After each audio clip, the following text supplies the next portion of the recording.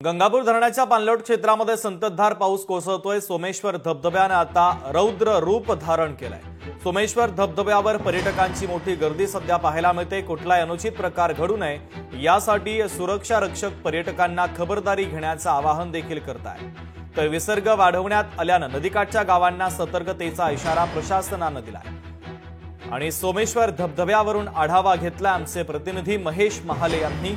पाहूया। माझ्या मागे दिसत असलेला हा आहे सोमेश्वरचा धबधबा।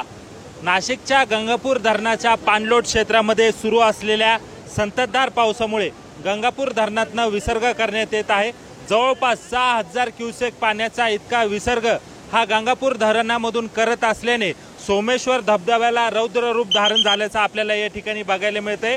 या ठिकाणी आकर्षक दिसणारा हा धबधबा याने रौद्र रूप धारण केलेला आहे। हा सोमेश्वर धबधबा बघण्यासाठी पर्यटकांनी देखील मोठी गर्दी केल्याचं आपल्याला या ठिकाणी बघायला मिळतंय। मात्र पर्यटक जरी या ठिकाणी आलेले असले तरी सुरक्षा रक्षकांकडनं त्यांना खबरदारी घेण्याचं आव्हान जे आहे ते वेळोवेळी करण्यात येत आहे। तसंच महानगरपालिकेचा आपत्ती व्यवस्थापन विभाग देखील या ठिकाणी सारख्या फेऱ्या मारत आहे।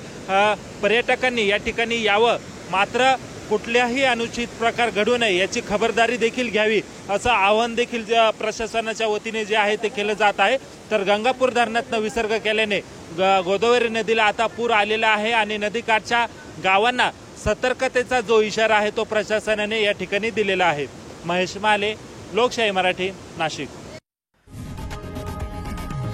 लोकशाही मराठी ऐका, पहा, जागरूक रहा।